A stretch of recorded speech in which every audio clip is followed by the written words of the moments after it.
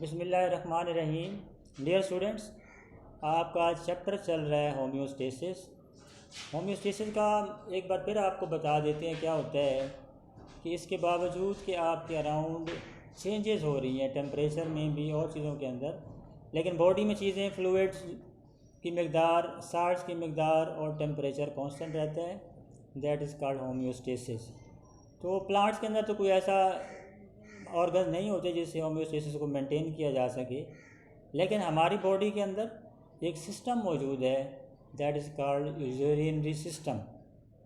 अगर हम अपने यूरिनरी सिस्टम पे गौर करें तो उसके अंदर आपको चार मेन चीज़ नज़र आती हैं। दे आर नंबर 1 किडनीज़, उसके बाद यूरेटर, देखिए किडनीज़ हैं, उसके बाद यूरेटर हैं, उसके बाद ब्लेडर है और उसके बाद यूरिथ्रा है।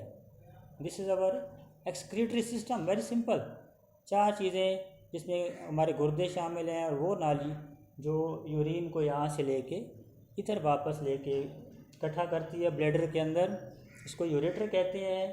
तो 2 किडनीज़ हैं और 2 आपके यूरेटर हैं। तो यूरेटर एक ऐसी नाली है जिसका कोई और रोल नहीं है, जस्ट ये है कि यूरिन को ट्रांसपोर्ट करना किडनी में से उसके बाद ब्लैडर के अंदर।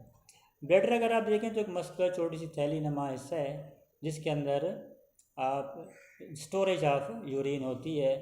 तो थोड़ी देर अब यूरिन जब इकट्ठा हो जाता है तो फिर उसको वहाँ पे रोकना आपके बस में नहीं होता, तो इसलिए यूरिन को रोकना भी ख़तरनाक है। तो इसलिए जब भी ऐसा मौका है तो फ़ौरन आपको वॉशरूम जाना चाहिए। उसके बाद एक और चीज़ जो आपके एक्सक्रीटरी सिस्टम में, दैट इज़ यूरिथ्रा।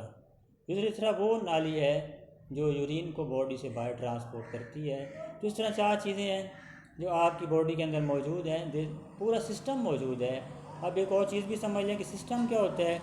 सिस्टम एक ऐसी चीज़ है कि जिसमें से अगर किसी एक चीज़ को निकाल दें तो सारा सिस्टम ही कोलैप्स कर जाता है।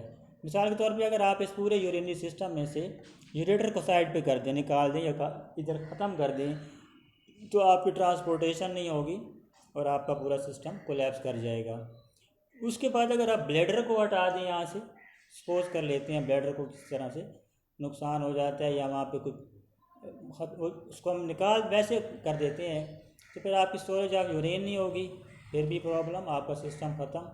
तो सेम इज़ द केस, अगर यूरिथ्रा को निकाल दें तो भी प्रॉब्लम है। सारी हर एक चीज़ आपस में लिंक्ड है, दैट इज़ कॉल्ड सिस्टम। इसकी एक और मिसाल भी आप दे सकते हैं कि अगर आप स्कूल के अंदर आएँ तो स्कूल भी एक सिस्टम होता है। उस सिस्टम में बहुत सारी चीज़ें लिंक्ड हैं, उसमें बिल्डिंग है, उसमें टीचर्स हैं, उसमें बच्चे हैं, उसमें बहुत सारी चीज़ें हैं, पानी है, बिजली है, हर चीज़ उसके अंदर लिंक्ड है। अगर आप उसमें किसी एक चीज़ को ख़त्म कर दें, टीचर को, स्टूडेंट्स को या बिल्डिंग को, तो आपका सिस्टम पूरा कोलैप्स कर जाएगा। तो इस तरह हमारा यूरिनरी सिस्टम भी है और बहुत सारे सिस्टम आपकी बॉडी के अंदर मौजूद हैं जिनमें से हर चीज़ लिंक्ड होती है। तो अगर आप उनको ख़त्म कर देंगे किसी एक चीज़ को तो पूरा आपका सिस्टम ही कोलैप्स करेगा। उसके बाद स्ट्रक्चर ऑफ किडनी की अगर आप बात करें तो किडनी आपकी बॉडी के अंदर 2 dark red bean shaped organ मौजूद हैं। There are 2 kidneys. कलर अगर आप इनके देखें, डार्क रेड और बीन शेप। बीन का मतलब है जैसे कि लोबिया होता है, लोबिया को और आपने खाया भी होगा, उसको उठा के देखें और इसकी शेप सेम होती है, सिमिलर, जिसे कहा सिमिलैरिटी। साइज़ अगर आप देखें तो लेंथ, विड्थ और आप इसकी मोटाई अगर आप देखें, लेंथ 10 सेंटीमीटर,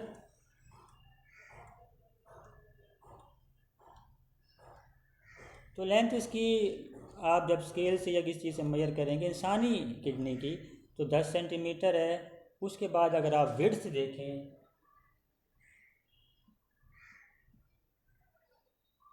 5 सेंटीमीटर है। उसके बाद अगर आप थिकनेस देखें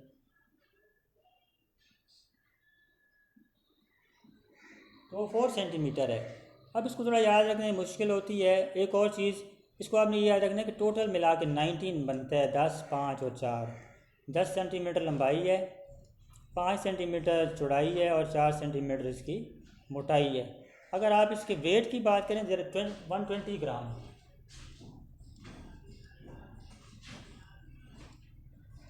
तो आपकी किडनी का जो वज़न होता है वो 120 ग्राम होता है।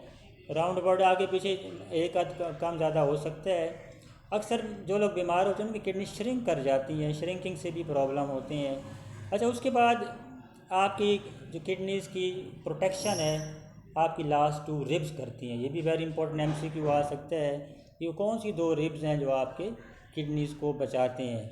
तो लास्ट 2 रिब्स,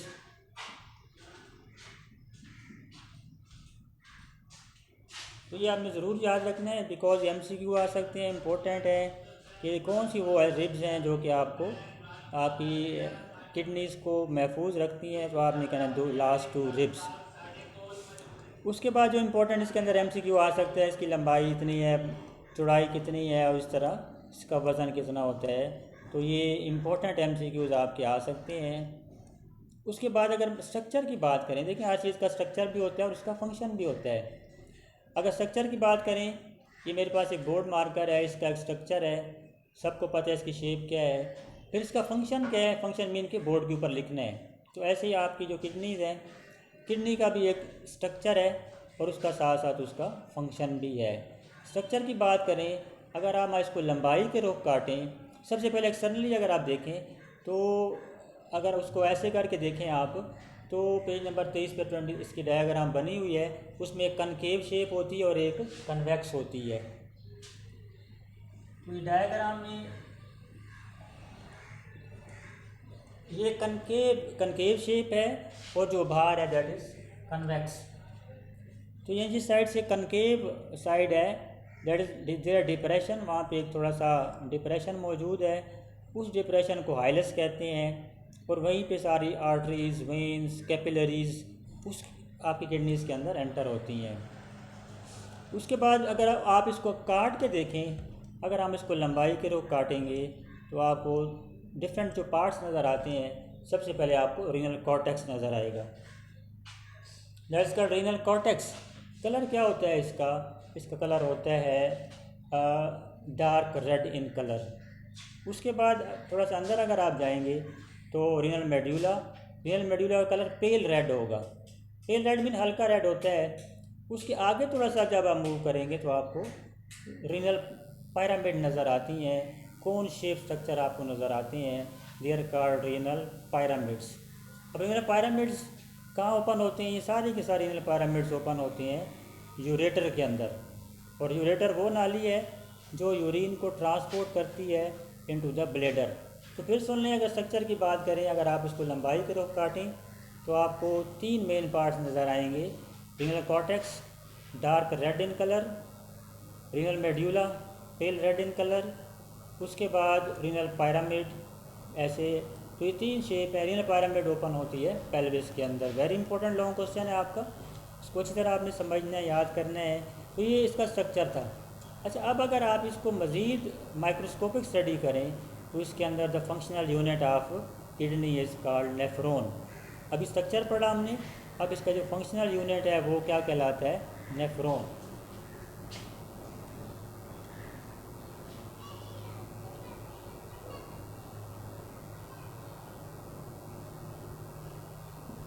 इसका मतलब है फंक्शनल यूनिट को क्या कहते हैं? नेफ्रॉन। और एक किडनी के अंदर तकरीबन 10 लाख के करीब नेफ्रॉन होते हैं। तो वेरी इंपॉर्टेंट कि 10 लाख नेफ्रॉन होना, 1 बिलियन छोटे से हिस्से के अंदर, वेरी माइक्रोस्कोपिक। अब अगर नेफ्रॉन्स की पार्ट्स की बात करें, नेफ्रॉन के अंदर आपको 2 हिस्से नज़र आते हैं। एक को रीनल कॉर्पसल कहते हैं और एक को रीनल ट्यूब्यूल कहते हैं। तो नेफ्रॉन के अंदर 2 पार्ट्स हैं। कौन कौन से पार्ट हो गए? रीनल कॉर्पसल और रीनल ट्यूब्यूल। अब रीनल कॉर्पसल की अगर आप बात करें, is not tubular and has 2 parts. इसके भी फिर आगे 2 पार्ट्स हैं। एक को ग्लोमेरुलस कहते हैं और एक को बोमेन कैप्सूल कहते हैं।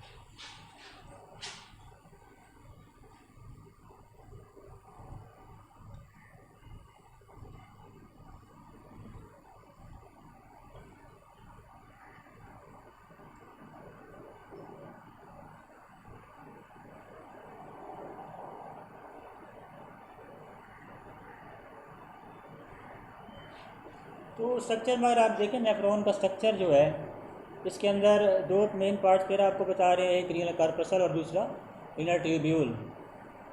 रीनल कॉर्पसल की अगर हम मज़ीद डिवीजन करें उसके अंदर आपको दो हिस्से नज़र आते हैं, एक ग्लोमेरुलस है, एक बोमेन कैप्सूल है। अब ग्लोमेरुलस के अंदर बहुत सारी टफ कैपिलरीज एंटर होती हैं और यहीं पे फिल्ट्रेशन होती है। उसके बाद बोमेन कैप्सूल है जो कि एक कप नुमा है, जैसे कप होता है। इस कप के अंदर ही फिल्ट्रेशन होगी और यूरिन यहाँ से फिल्टर होके नीचे की तरफ आएगा। उसके बाद जो अगला पार्ट आता है दैट इज़ रीनल ट्यूब्यूल्स। तो ट्यूब्यूल इसके नीचे शुरू होती हैं, जो कि आगे उसके भी तीन पार्ट हैं। पहले पार्ट को आप कहते हैं प्रॉक्सिमल कन्वोल्यूटेड ट्यूब्यूल, दूसरी को लूप ऑफ हेनल कहते हैं और तीसरी को डिस्टल कन्वोल्यूटेड ट्यूब्यूल कहा जाता है। तो ये मेन पार्ट्स हैं, these are the parts of our kidney. तो किडनी के अंदर माइक्रोस्कोपिक स्टडी अगर हम करें तो उसके अंदर जो आपको मेन पार्ट नज़र आता है नेफ्रॉन। दोबारा रिपीट कर रहा हूँ, नेफ्रॉन के अंदर जो मुख्तलिफ हिस्से हैं वो कौन कौन से हैं, एक रीनल कार्पसल है और एक रीनल ट्यूब्यूल है। रीनल कार्पसल को फिर दो हिस्सों में तकसीम किया गया है, ग्लोमेरुलस, बोमेन कैप्सूल। ये टफ कैपिलरीज हैं, ये कप शेप स्ट्रक्चर है। इसके बाद जो नाली शुरू होती है वो सारे के सारे ट्यूब्यूल हैं। उस ट्यूब्यूल के भी तीन हिस्से हैं, वो कौन कौन से हैं, एक प्रॉक्सिमल कन्वोल्यूटेड, एक डिस्टल कन्वोल्यूटेड और एक लूप ऑफ हैनल।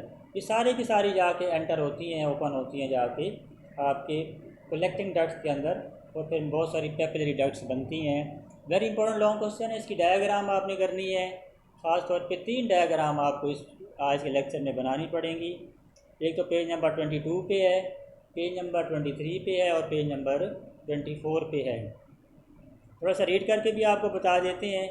तो इसमें पेज नंबर 22 पे the excretory system of human is also called urinary system. It is formed of one pair of kidney, a pair of ureter, urinary bladder and urethra. Kidney filters blood, produce urine, and the ureter carries urine from kidney to the urinary bladder. The bladder temporarily stores urine until it is released from kidney. Urethra is the tube that carries urine from urinary bladder to the outside. ये पहले बता चुका हूँ मैं आपको। उसके बाद structure of kidney की अगर आप बात करें, kidneys are dark red bean shaped organ. Each kidney is 10 cm long, 5 cm wide and 4 cm thick and weight about 120 grams. They are placed against the back wall of the abdominal cavity, just below diaphragm, one on either side of the vertebral column. रीढ़ की हड्डी के साथ. They are protected by last two ribs. The left kidney is little higher than the. इसमें kidney थोड़ी सी ऊंची होती है, ये एक स्ट्रेट लाइन में नहीं होते. The concave side of kidney faces vertebral column. There is depression called hilus near the center of the concave area of kidney.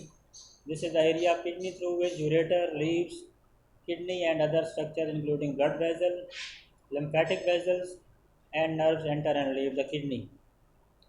उसके बाद लॉन्गिट्यूडनल अगर हम लंबाई की तरफ कट करें इसको, section of the kidney shows two regions, renal cortex, the outer part of kidney and is dark red in color. Renal medulla is the inner part of kidney and is a pale red in color. Renal medulla consists of several cone-shaped areas called renal pyramids. Renal pyramids projects into funnel-shaped cavity called renal pelvis, which is the base of ureter. एक बार फिर ureter बना लिया जो कि urine को transport करती है kidney to the. अब फंक्शनल यूनिट की बात करें, the functional unit of kidney is called nephron. There are over 1 million nephron in each kidney. There are two parts of nephron, renal corpuscle and renal tubule. अब renal corpuscle के फिर हिस्से हैं. Renal corpuscle is not tubular and has two parts, glomerulus and a Bowman capsule. Glomerulus is a network of capillaries, while Bowman capsule is a cup-shaped structure that encloses glomerulus. The renal tubule is a part of nephron which start after Bowman capsule. Its first portion is called proximal convoluted tubule. Next portion is U-shaped and is called loop of Henle. The last portion of renal tubule is distal convoluted tubule. The distal convoluted tubule of many nephron open into single collecting duct. Many collecting ducts join together to form several hundred capillary ducts which drain into renal pelvis. तो आपकी जो diary है page number 22-23 आपने learn करने हैं. दोनों diagram बनानी है, इनकी रफ प्रैक्टिस करनी है. Page 22-23 learn.